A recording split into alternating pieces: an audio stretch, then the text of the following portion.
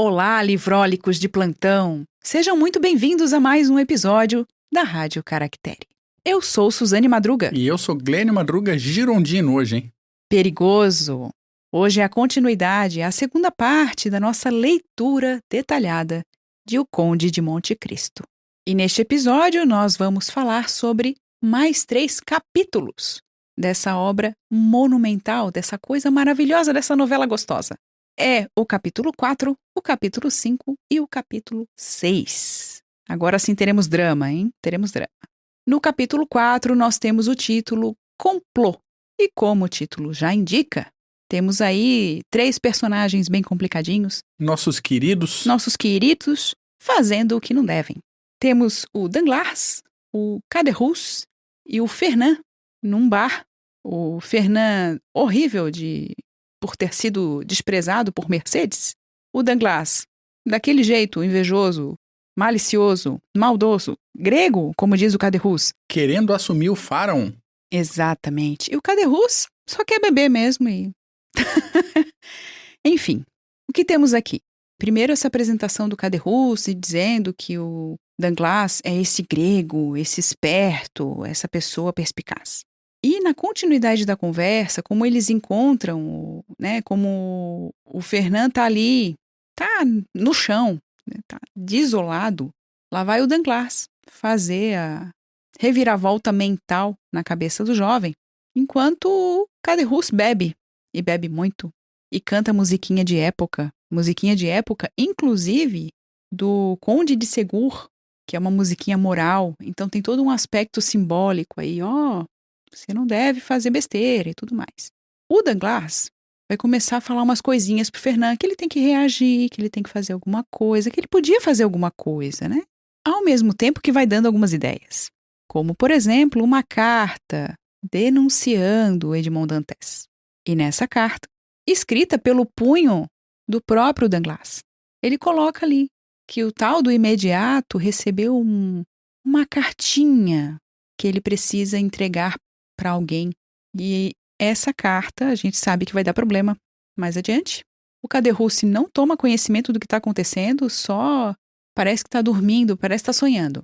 E o Fernand muito atento ao que o Danglars está propondo. Então, o que a gente tem? A gente tem esse complô sendo formado. Um papel escrito denunciando o Edmond Dantès. E o Danglars, claro, joga no canto, diz que não é nada. Bobagem. Mas claro que ele espera que o menino Fernand vá lá e pegue a bendita da carta. E o menino Fernand vá lá e pegue a bendita da carta para denunciar o imediato do faraó. Interessante que nessa dinâmica de conversas e deixar a entender e colocar sugestões, e se o Dantès morresse? E se o Dantès fosse preso? E se acontecesse tal coisa? E o Caderousse vai na bebedeira dele falando assim, mas eu gosto do Edmond. Um brinde ao Edmond, e ele faz um brinde. E vem outra ideia, e vamos fazer tal coisa, mas eles, eu gosto dele, eu acho que ele é gente boa, um outro brinde a Edmond Dantès. E ele fala um negócio interessante que é o seguinte, tem um risco de levar o Edmond para cadeia, porque mais hora ou menos hora ele vai sair. Exatamente. E a hora que ele sair, ele vai atrás de vingança. Cria-se um clima na mesa. A frase, inclusive, é: quando a gente sai da prisão e se chama Edmond Dantès, a gente se vinga. Aliás, não é por falta de aviso. O Caderousse tem frases memoráveis. Sim. Né? O da pena, né, que é mais perigosa do que uma arma. Essa. Então é tudo um prenúncio. E um prenúncio também desse personagem, o Edmond Dantès. Como a gente mencionou, deixou a entender no primeiro episódio, não é um personagem bobinho, assim, sem profundidade, bem ingênuo, tanso. Não, ele é um personagem muito complexo, já é um personagem que tem ali as suas características de alguém que não leva desaforo para casa. Inclusive, isso é uma coisa que às vezes é deixada a entender em algumas adaptações cinematográficas. Essa inocência, suposta inocência juvenil de Edmond Dantès. Ele não é inocente. Ele é um marinheiro experimentado, ele é jovem, mas ele conhece muito bem a arte naval, ele conhece vários portos no Mediterrâneo, Seguramente ele conhece algumas línguas, pelo menos o suficiente para transitar nos portos. O italiano, o grego, provavelmente. E ele conhece a arte e as dificuldades do gerenciamento de personalidades masculinas em situação limite. Porque um monte de homem dentro do navio, com trabalho duro, brigando a ponto de gerar motim, e ele tem que gerenciar essas personalidades o tempo inteiro, ele não pode ser um jovenzinho inocente. Ele é jovem. Burro não. Então... a gente tem até, inclusive, na primeira parte, a gente comentou que ele ia tentar se bater, né? Ele sugeriu que ele e o Danglars deveriam ver as suas questões, né? As questões que eles tinham um com o outro, as suas desavenças em determinada ilha. Um com o outro, não dentro do navio, veja só. Então não é um jovenzinho, bobinho, tanso. Ele é alguém, sim, jovem, e talvez por isso que ele libere ali a informação de que ele vai entregar uma carta em Paris logo depois do noivado. Ele peca por excesso de confiança, não por inocência. Exato. A gente até comentou isso entre a gente, que essa confiança de que todo mundo estava esperando a volta do imperador, a volta do Napoleão, é algo tão presente que ele não achava que isso ia ser motivo de denúncia. Mas isso não é inocência, não. Isso pode ser imprudência. Exato. Mas não é inocência. É imprudência porque ele também não estava esperando que isso fosse levado em conta por pessoas tão próximas. Aí sim. Mas que ele sabia o que estava fazendo e sabia outras cositas mais da vida, sim. Em seguida, logo depois desse capítulo, a gente tem ali no final desse capítulo 4, o Fernand pegando ali o papelzinho, o Danglars levando o Caderousse para casa, porque estava, um vento forte estava passando do lado do Caderousse e não permitia que ele se equilibrasse nas pernas. Então, o Dantes tem aí o seu primeiro problema, porque o jovem Fernand estava com sangue nos olhos. Pega a cartinha, faz o que tem que fazer, e isso a gente vai ver nos próximos capítulos. Falando em próximos capítulos, capítulo 5, a gente tem o título O Almoço de Noivado. Aí a gente já entra numa questão seríssima, porque é neste momento que a gente vai ter princípio do drama. Pelo menos do drama vivido pelo Dantes. O povo de Marsella, os marinheiros estavam todos reunidos ali. O noivado estava preparado para acontecer no La Réserve. Onde? La Réserve. Não, o meu francês já acabou hoje. Um restaurante importante, muito bem badalado, entre o povo, entre o populacho, entre a galera de Marsella. Não era um noivado rico, lembremos disso. E os convidados, amigos do Dantes, marinheiros, então com as roupas características da profissão, mas também simples e... Simples, mas arrumadinho. Isso, uma limpinho. Elegância, exatamente. O Dantes também com a sua roupa de marinheiro, mas também de uma forma bem simples. Claro, a presença da noiva, Mercedes, com uma roupa muito típica. E isso o Dumas vai trazer como uma característica muito interessante, porque ela está com uma roupa que lembra uma grega de Chipre, ou de uma das ilhas ali que fazem aquele círculo de Delos. Então, remete a essa... É uma roupa típica que é muito fechada, muito séria, mas o Dumas, ele faz uma coisa que a gente precisa ter atenção. Ele diz que ela não usa véu, como as noivas francesas, e ela está mostrando o sorriso. Então, em vez de uma noiva normal, para os padrões da época, digamos assim, está mais séria, modesta, recatada, retraída. Não, ela está sorrindo porque ainda tem a questão, se vocês são meus amigos, sorriam comigo e se felicitem. Olha só a característica, olha só o detalhe que o Dumas coloca na obra. Além da Mercedes, há também ali a presença do pai, Dantes, que está com uma roupa um tanto extravagante, digamos, e um tanto fora de moda. Lembremos, ele é um homem muito pobre. A roupa dele, lá na página 62 da edição que nós estamos lendo, diz que parecia um daqueles monarquistas excêntricos que desfilavam em 1796 nos jardins reabertos do Luxemburgo e das Tulherias. O pai Dantes está vestido como um monarquista desse período, O que remete a essa questão de um personagem que está um pouquinho descolado do seu tempo. Então é um personagem que está ali um pouquinho perdido no barco, né? A onda está vindo e ele não sabe para onde vai. Enquanto tudo isso acontece, essa apresentação de como estão os personagens, do que estava, né, do que estavam portando, do que estavam vestindo, Dantes e Mercedes entram no salão do La Réserve. Dantes com o Sr. Morrel, né, o seu patrão, à direita, e Danglars à sua esquerda. Assim como Mercedes entra também no salão com o pai Dantes à sua direita e Fernand à sua esquerda. Lembremos que há essa associação de esquerda-direita a partir do século XVIII na França. E que a gente já volta nesse assunto daqui a pouquinho. Exatamente. Então, há toda uma questão de portar, de como se comportar. Enquanto isso, o Fernand tá lá de cara amarrada, triste, né, taciturno. O Danglars só tá esperando a hora do fogo começar. E curioso a gente perceber essa dinâmica social, que é uma dinâmica social, como você falou, de classes um pouco mais baixas. É gente que trabalha duro, que tem alguns trabalhos mais manuais, mais braçais, um ou outro que tem alguma renda. Ainda assim, quem tem uma renda um pouco melhor seria um Caderúcia, que é alfaiate. Sim.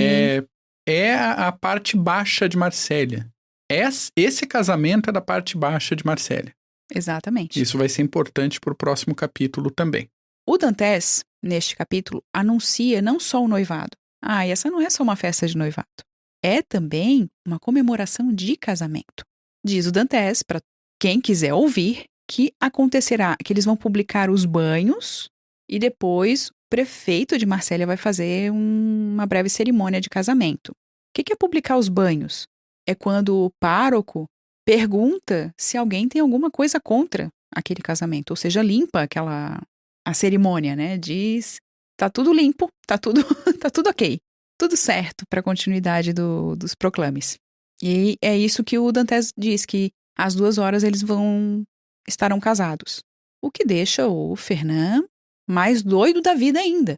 E o Danglars ali, ó, só falta a pipoca para esse personagem. Porque cria uma expectativa, nossa, vai sair tão rápido assim a documentação. E o Dantes falando, nem ela tem dinheiro, nem eu tenho dinheiro, não tem exatamente muita coisa para registrar, não é mesmo? Então, e ele fala da viagem que ele tem que fazer para Paris, que ele vai e volta. Inclusive, ele dá uma data, né, dia 9 de março, que ele estará de volta. Lembrando que a gente fala da data lá no nosso primeiro episódio sobre o livro. E a gente vai percebendo toda essa configuração se formando. A partir daí, entra no salão a polícia e diz: Dantes, o senhor está preso. Acabando com a festa, levando o moço para a prisão, né, para ser questionado e se defender. Nesse momento, a gente tem a apresentação de um personagem que vai ser um pouco melhor apresentado no próximo capítulo, no capítulo 6. O Sr. Morrel, que é o chefe do Dantes, ele diz que o Sr. de Villefort, que é o substituto do procurador do rei, quem é substituto, lembremos, pensemos, reflitamos. Quem é substituto está sempre querendo deixar de ser. O Villefort é que vai cuidar do caso do Dantes. A expectativa está montada, está todo mundo muito nervoso, fora aqueles que estavam esperando esse acontecimento com uma alegria danada. Nomeemos, né, Danglars e Fernand. Já o Caderúcia, ele começa a se assustar, porque ele percebe que aquilo que ele achou que era um sonho, que era uma ilusão da bebedeira, que era papo de boteco, está se tornando realidade. Então ele fica um pouco assim, assustado. E tem toda uma mobilização, porque ninguém sabe exatamente pelo que o Dantes está sendo acusado. E sobe, desce, morre, fala com um, fala com o outro. E a acusação é que ele seria um agente dos bonapartistas. E o autor, o Alexandre Dumas, faz um negócio que eu acho maravilhoso. Ele faz uma intervenção direta para o leitor e fala alguma coisa do tipo assim: muitos dos nossos leitores vão lembrar de como era grave esse tipo de acusação na época que a história se passa. Ele para a narrativa neutra, entre aspas aqui, e fala diretamente contigo. Ele chama o leitor para a história porque o leitor fazia parte daquele emaranhado, daquela mentalidade da época. E esse é um tipo de coisa que jornalistas e jornalistas de opinião faziam muito nos periódicos. Então, de repente, para quem pegou o negócio meio pelo caminho, não reparou direito que era uma coluna de história de folhetim. Esse trecho tem toda a cara de um relato real. Para quem está passando ali e vendo, o leitor sabe, você que nos lê sabe como era grave nessa época, não sei. Para quem já escutou nosso episódio sobre a Estrada de Sintra, Mistério da Estrada de Sintra, é uma obra do Eça de Queiroz e do Ramalho Ortigão, sabe que esse tipo de conversa em jornal às vezes se perde, e perde-se também a ideia de como isso começou, como uma historieta, como uma conversa, como um folhetim, como uma história sendo contada para divertir ou entreter. E mesmo quando a pessoa sabe que é uma história, pode gerar aquela dúvida, tá, mas isso é uma criação pura ou ele tá dando indireta? É o que aconteceu com alguém e ele tá trocando o nome? Quem que são essas pessoas na realidade? E nesse capítulo 5 da parte 1, o Dumas, para mim, já solidifica a audiência dele ali, os leitores dele, porque não tem muito como não falar disso nas ruas. É uma coisa interessante de a gente pensar esse tipo de processo narrativo, porque talvez a gente tenha, com a visão de hoje, uma percepção equivocada de quem recebia, de quem lia esses jornais e de como isso fazia parte da vida dos franceses. Não é o mesmo público. Talvez hoje uma leitura como Dumas, como a história de Dumas, né, como outras obras pareçam um tanto difíceis, porque as pessoas acham que ninguém tem acesso realmente àquilo ou há uma dificuldade em acessar aquela informação e aquela escrita. A realidade é bem outra, para aquele tempo. Então, aquele tempo, as pessoas tinham leitura, sim. As pessoas tinham conhecimento. Havia quem se disponibilizasse a ler para os outros. Então, as histórias circulavam. Lia em público, na praça, em voz alta, na rua. Para as damas, né? Tem todo um imaginário criado de leitura para as damas, para entreter as damas e tudo mais, nos saraus. Isso não é gratuito. Pode ter sido colocado aqui no Brasil como uma coisa nossa extraordinária e das elites.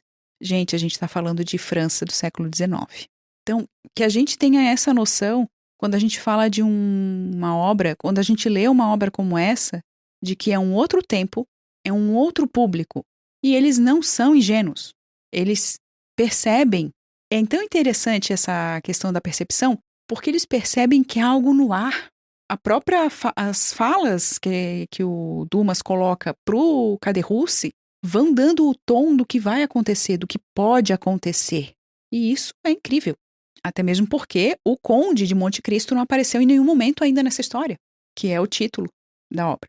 Tratando dessa questão dos girondinos, que o Glênio mencionou um pouquinho antes, de que as pessoas sabiam do que estava acontecendo e tudo mais, é interessante mencionar que o Villefort, ou o senhor de Villefort, ele é conhecido por ser um monarquista fervoroso. Já estamos no capítulo 6 aqui, né? E aí a gente entra... No capítulo 5 já é mencionado que ele é um monarquista fervoroso. Boa, bem lembrado.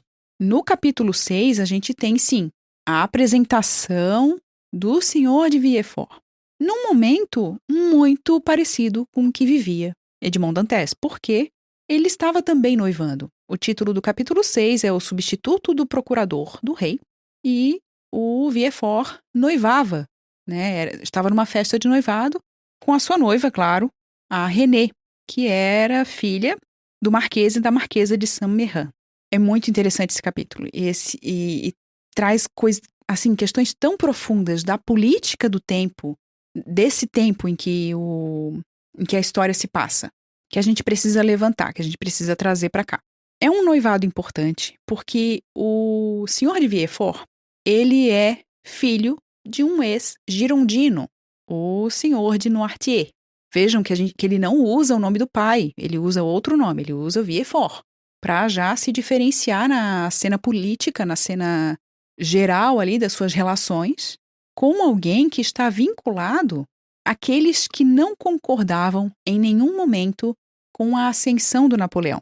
Tanto que o noivado dele se dá com a filha dos marqueses de Saint-Méran, que são de um grupo de dissidentes, de um grupo tanto de militares quanto de procuradores, de legisladores, que saíram de cena, tanto desertando quanto pedindo exoneração, para não ficar sob as ordens do Napoleão.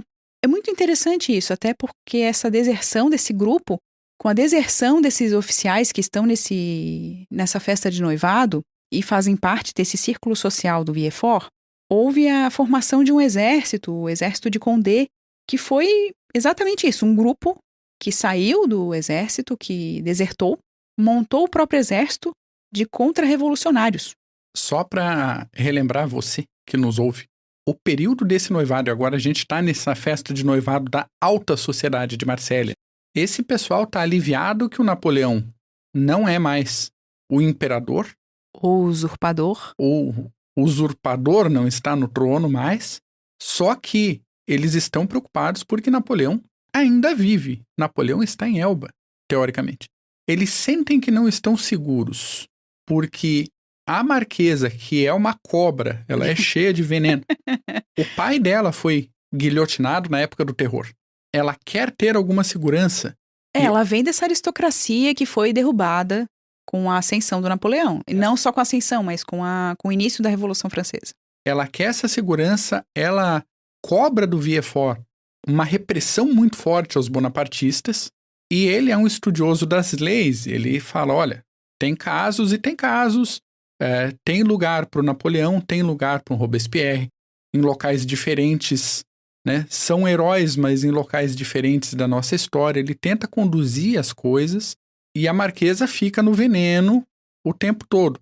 E essa cobrança não é gratuita, como, né, a gente já está mencionando aqui, já pelo menos acho que uma ou duas vezes, ele é filho de um girondino.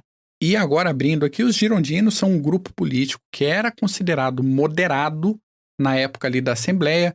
Eles faziam parte do terceiro Estado francês, junto com os jacobinos do Robespierre e dos Cordeliers do Danton. Eles eram representantes dos burgueses, de uma parte da nobreza, da classe média e de profissionais liberais. Eles, ao mesmo tempo, defendiam o livre mercado, a educação pública, a assistência aos pobres. Eles eram anti-escravistas e defendiam a igualdade política entre homens e mulheres. Não todos, mas a maioria dos girondinos. Na época do Terceiro Estado mesmo, o termo girondino não era aplicado. Isso foi depois, isso foi ali para a década de 40. O grupo chamado de girondinos eram jacobinos um pouco mais tranquilos, não tão radicais, liderados por um tal Jacques-Pierre Brissot. Dá para considerar os girondinos um centrão, nem muito para lá, nem muito para cá. Entre 1792 e 1795, os girondinos sentavam do lado esquerdo da Assembleia, do plenário da Assembleia, perto dos centristas mesmo, os feuillants, e também perto dos montanheses, que eram uma outra vertente mais radical dos jacobinos, que ocupavam as cadeiras mais altas do plenário, e por isso chamado dos montanheses, porque eles diziam que eles sentavam nas montanhas do plenário da Assembleia. Os girondinos acabaram brigando bastante com os jacobinos, foram considerados pouco republicanos, pouco radicais, e eles eram contra a criação de um tribunal revolucionário. Eles eram aquela turma que falava assim, olha, não precisa sair matando todo mundo. Dá pra gente mudar a ordem das coisas na França sem um banho de sangue. E no fim das contas, os montanheses do Robespierre se juntaram com os proletários de Paris, instituíram o regime do terror de 1793, isso, claro, depois de massacrarem boa parte dos girondinos. Isso é o que a marquesa puxa para jogar na cara do Vieux-Fort. Você vai se comportar como um girondino também? Ou você vai assumir o seu lado? O que você vai fazer? Lembremos que ele está noivando com a filha dela. Tem toda assim, a recepção que ele está tendo naquele meio. Toda a importância e todo o poder que ele vem ganhando. Lembremos que neste meio a gente tem quem indica, e quem indica é importante, porque eles precisam confiar no Vieux-Fort. Então ela puxa essa postura mais severa dele para quem apoia Napoleão. Além disso, ela fala do que ele pretende fazer, como que ele pretende se comportar. E uma das coisas que ele menciona é que é difícil tocar em Napoleão por causa dos tratados de 1814. Tratado de Fontainebleau, espero que nenhum francês se engasgue ouvindo o nosso criança episódio. tossiu nesse momento. Esse tratado reconheceu a abdicação do Napoleão e o exílio dele na ilha de Elba, mas permitiu que ele mantivesse o título de imperador, que fosse governador da ilha de Elba sem ser incomodado, além de ele poder manter um pequeno exército, uma corte e alguns ajudantes e serviçais. Vejamos o quanto esse homem era importante e como não era de desejo da monarquia, que estava novamente entrando na cena do poder, fazer com que as pessoas se revoltassem com uma certa morte ou uma condenação do próprio Napoleão. E deixa entender um pouquinho nas subpáginas da sociedade francesa que assim, vamos guardar o Napoleão, porque se a gente precisar de uma figura assim de novo, a gente tem a quem recorrer. O segundo tratado, o Tratado de Paris, um das dezenas de tratados de Paris que existem pela história, mas esse específico formalizou o final da guerra entre a França e a Sexta Coalizão, formada por Inglaterra, Rússia, Prússia, Áustria e Suécia, além de alguns pequenos reinos alemães. Fazendo um certo carinho em quem perdeu a guerra, digamos assim, né? Curioso que, em 1814, já que a gente falou da Suécia, que fazia parte dessa coalizão, o rei da Suécia era o Carlos XIII, que não tinha sucessores e acabou adotando um tal Jean-Baptiste Bernadotte como filho e herdeiro. Interessante, Suécia e o adotado chama Jean-Baptiste Bernadotte. O Bernadotte era francês, era marechal de Napoleão e quando ele precisou voltar para a Suécia ou ir para a Suécia para assumir essa função de herdeiro, ele virou a casaca e acabou sendo o rei da Suécia e da Noruega no futuro. Ele combate Napoleão depois do retorno dele no governo dos 100 dias. Olha que coisa magnífica a trajetória do Bernadotte. Era sensacional. E esses tratados eles foram assinados em 1814, um em abril e outro em maio. A Marquesa de Saint-Méran não dá ponto sem nó e continua ali a cutucar o Villefort. Sogra. Pois é, quem as tem. E ela fala, ela faz uma referência, como ele se mostra muito propenso a ser muito severo, apesar dos pedidos da René. Ele mostra que ele vai ser muito severo com quem for apoiador do Napoleão e tudo mais. E aí a Marquesa de Saint-Méran diz, né? A Santa Aliança liberta a Europa de Napoleão e Villefort liberta Marsella de seus partidários. Licença poética do Dumas aqui, hein? No início de 1815, a Santa Aliança ainda estava em formação. Ela não era um negócio que existia. Ele puxa uma coisa que vai acontecer nesse período de 1815 ainda. Isso, ela vai ser formalizada lá em setembro. De qualquer forma, era uma coalizão de monarquias da Áustria, Prússia e Rússia para frear essa bagunça do liberalismo francês na Europa, onde já se viu sair derrubando monarquias por aí. Isso era perigoso. Isso era muito perigoso. Muito interessante essa dinâmica da Marquesa com a René, filha dela. Porque são as vozes que vão ficar na cabeça do Villefort o tempo todo. Eu devo ser duro na repressão ou eu devo ter... Como é que é o nome da palavra? Misericórdia. Ou eu devo ter misericórdia. Porque a René pede a ele a todo momento para ter misericórdia, para ser compassivo, para ter um pouco de... até de piedade dessas pessoas que estão sendo denunciadas. Sim, vê se não exagera, né? Ela é toda delicada, ela se impressiona com os discursos de violência. Então, fica assustadinha. Fica assustadinha. É jovem. É jovem. E tem um momento que a Marquesa começa a levemente irritar o Villefort, que ele dá uma resposta para ela em latim. Ele manda um quedant arma togae, né? As armas devem ceder à toga. Dizendo assim, o governo... A justiça é quem manda. Né? A justiça é quem manda, exatamente. O exército tem que responder à autoridade civil. E a Marquesa dá aquela desarmada. Então, eu não falo latim. Veja bem. Então, chega um momento que ele assim, deixa que o meu trabalho eu faço, dá licença. A senhora coloca... Com todo respeito. Senhora, coloque-se no seu lugar, não é mesmo? E é nesse momento nesse meio de conversa aí que ele é chamado para atender uma denúncia.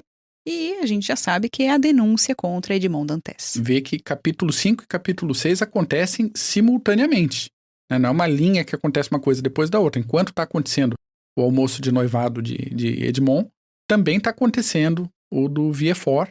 E eles se juntam nesse momento que o Villefort é chamado para fazer a intervenção, pegar o tal do Edmond na festinha dele e levar para preventiva.